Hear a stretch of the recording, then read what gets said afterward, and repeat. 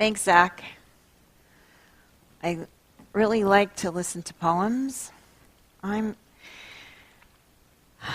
like to listen to what we have to say. There's something about poetry that gives every word a lot of meaning. Well, I want to tell you a little bit of a story, a personal story. Roland's brother, Michael Leveque, he passed away this morning. And he's been sick for a week. He's been in the hospital. But what I want to share with you is when I heard he was in the hospital, the first thing I thought of was, wow, I really want to go see Sue, his wife, or if he dies, I want to go to the memorial service. I want to be there with them. And Sue and Michael, in their last couple of years, had ended up joining a particular spiritual group that was a little bit insulated. And let me tell you, first of all, I am not, it sounds like I'm judging my sister-in-law and my brother-in-law, and I am really not. I'm using this story to illustrate a point, but they ended up being in a group where they were happy to be with other people. They lived in Tennessee, of people who believed what they believed. They were very happy about that. And the thing that got me a little sad was at one point my sister-in-law said that she was, when people were offering to come be with her, she said, well, I'm okay, I'm with my believers, we're okay. And I felt left out. And I want all of us to pay attention to how it feels to feel left out.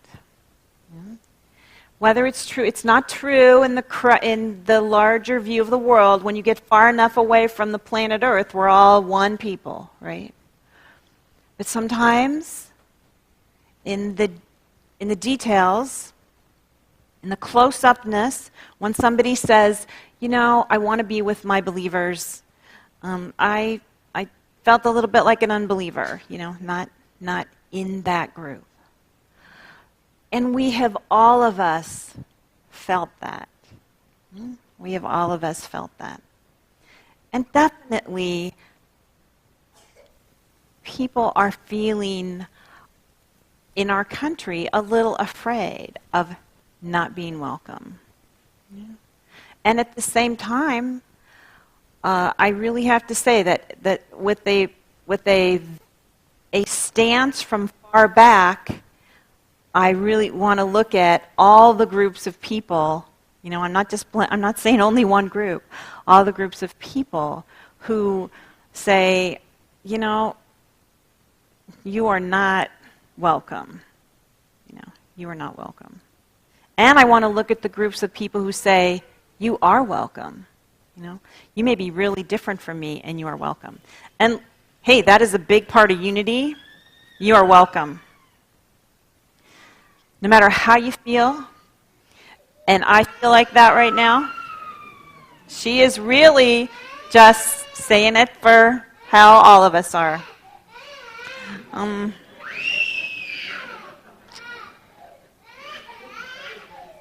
Yeah. So that's reminding me to get off that feeling, because that's not really what the talk's about, The talk is about energy follows attention. So we want to be we want to make our hearts big enough for all the feelings. We want to make ourselves be large enough so that we can be with our present, whatever it is, whether I feel left out because maybe Sue doesn't want me to be there because she doesn't feel comfortable with me. And I want to be large enough so that I can just carry her in. It's like my arms are around her. It doesn't matter whether she wants me there or not. I really have gone through the little bit of feeling sad to the part where I just love her and love Michael. And I want to emphasize one of the unity statements, a world that works for all. That's that greater perspective, a world that works for all. We want to bring our attention to our emerging future self, our highest potential self, individually and in our community. For where your treasure is, your heart will be also. I want to talk about light, not just as a metaphor for goodness and for godness. Light is a frequency. And may I remind us about the actual science of matter and frequency and string theory, which posits that the teeniest, absolute smallest particle, smaller than atoms, smaller than electrons, quarks, it all comes down to a vibrating string, right? I don't know that I really understand that because there's math involved. But the statement, I can get it. The smallest piece of what we are is a vibrating string. And it's the same thing. So that means that, all of us are that. This is from the Gospel of John, chapter 1. In the beginning was the Word, and the Word was with God, and the Word was God. He was in the beginning with God. All things came into being through him, and without him, not one thing came into being. What has come into being in him was life, and the life was the light of all people. The light shines in the darkness, and the darkness did not overcome it. We are held in the light by divinity, by all that is, by pure source. We are held in the light, and we are the light. We are vibrating beings of light. I read this in a book, I Am the Word by Paul Selig, and it really struck me. Let each one know themselves as light. This is the decree of the Creator at this time. Let each one know themselves as light. That sounds a lot like, in the beginning was the Word, the light shines in the darkness. I want us to actually think about light as a force in us, the light of divinity. I know it is in every one of us. I know it is in every one of us. And I know we get to choose to remember. Let us hold all of us in the light. I must choose this instead of fear. Because my fear, I don't know about your fear, but my fear paints a terrible picture and makes me miserable. Not to mention crabby and not fun to be around.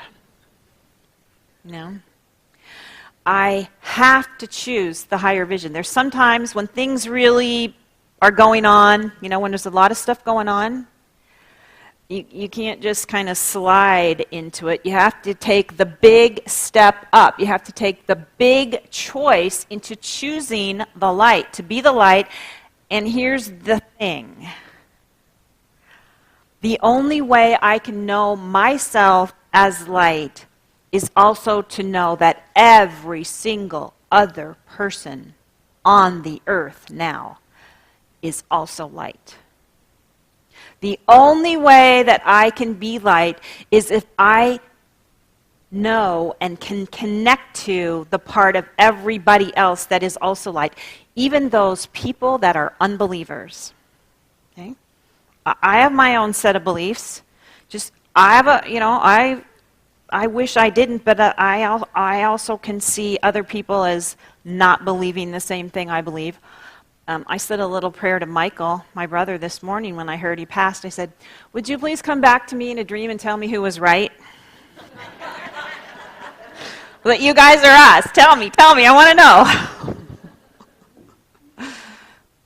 to know. It's easier to be hanging out with the people that believe with what you believe. But it's not as exciting, and it's not a world that works for all. This group of people, we are going to choose to be the light and let everybody in. We are going to choose to see the light in everybody. We're going to take the step back, and that gives us that perspective. Now, I want to read something from Jesus Christ Heals by Charles Fillmore. It's a little bit of metaphysics, okay? This is the brain part. This is the heady part. Then we'll get to some feeling part. This is from Jesus Christ Heals. Jesus saw in himself the perfect pattern of the God mind. He lived so close to that pattern that he became its perfect expression. As he continued to live closer and ever closer to God, he beheld all men as living inventions of God, and through his spiritualized mentality, awakened the image of the perfect pattern of the God mind in those who came to him for help. I don't know if that makes any sense to you. I have a hard enough time reading it. If I had to listen to it, I don't know that I could follow it. But I always say that about Charles Fillmore. You know, one paragraph will last me a month. There's a whole lot in that book. We've got it in the bookstore. We at least have it in the library. This is another part. There is quite a bit of misunderstanding on the part of both Christians and non-Christians with regard to the meaning of the words Christ and Jesus and their use as applied to Jesus of Nazareth. Christ, meaning Messiah or anointed, designates one who has received a spiritual quickening from God, okay? While Jesus is the name of the personality. We pound this in unity, okay? We really do, that Christ is the anointed one, and each of us has that potential. There isn't only one Christ. And this is what Charles goes on to say. Christ existed long before Jesus. It was the Christ mind in Jesus that exclaimed, "And now, Father, glorify thou me with thine own self, with the glory which I had with thee before the world was." Okay, that's a lot of what unity is about. We should clearly understand that the Christ, the spiritual man, spoke often through Jesus, and then again, Jesus spoke on his own account. Spiritual understanding reveals to us when it was that Christ spoke and when it was that Jesus spoke. Charles is saying your spiritual understanding you're going to interpret the scriptures with your spiritual understanding. When is it the Christ speaking and when is it Jesus? And let's face it, let's interpret our own selves that way. When am I speaking and acting from the Christ energy, and when am I speaking and acting from my personality? You know, it's a mix, but it's really important to listen to ourselves and to others from that perspective. That's just another way of describing how it is when we choose a new consciousness. All right? The Christ, the Buddha, the true self. All those words work for me. You might have one that works for you. David R. Hawkins described a state where the presence simply exists. He talked about he had reached a state of consciousness where he often talked about like the presence just was him. It was like the presence was driving him. I'd say it like that. And he has a story about he was driving in a car and there was a car accident and he felt energy in him rise up out of him and kind of go out overflowing from him and comfort the person who was in the car crash. He was still in his body. He felt that energy come up and be there with that. All the time, that's one of my desires and one of my intentions, that the Christ be more and more in me, that it's driving me. It's driving my bus, so to speak. That part of me is in charge. And I know that everybody can tell the difference. We can all tell the difference.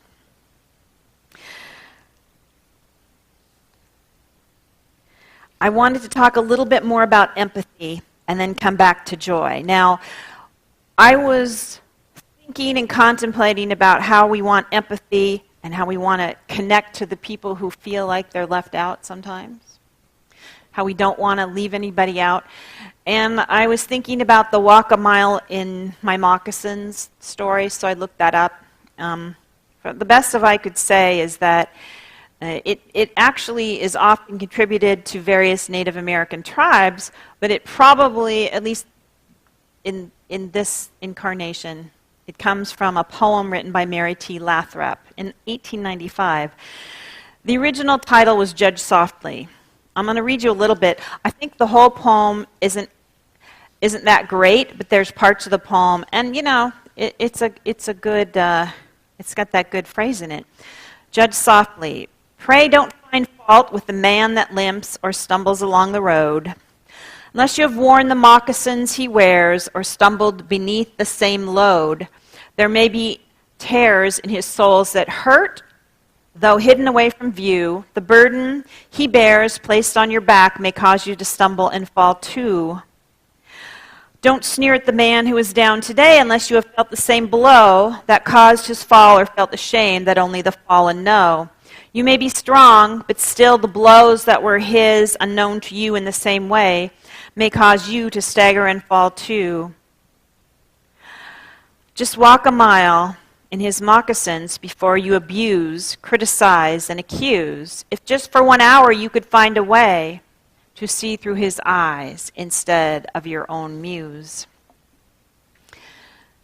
And she meant that, you know, she was specifically writing moccasins for a reason, you know, somebody different from her culture that people were judging. Well, let us remember, it's a beautiful sentiment, you know, and walking a mile is more than just visualizing. It's really getting into the other person's experience. We want to make it big enough in this room so that everybody's experience is part of our experience. So that we are the Christ, so much of the Christ that this Christmas, it is clear what we're celebrating. We're not celebrating a religious holiday. We're celebrating the birth of the happy, creative, joyful self, the wonderful self that finds the light in everybody. So, let's take an offering for unity. I invite you to take your tithe, your love offering, this is my credit card receipt.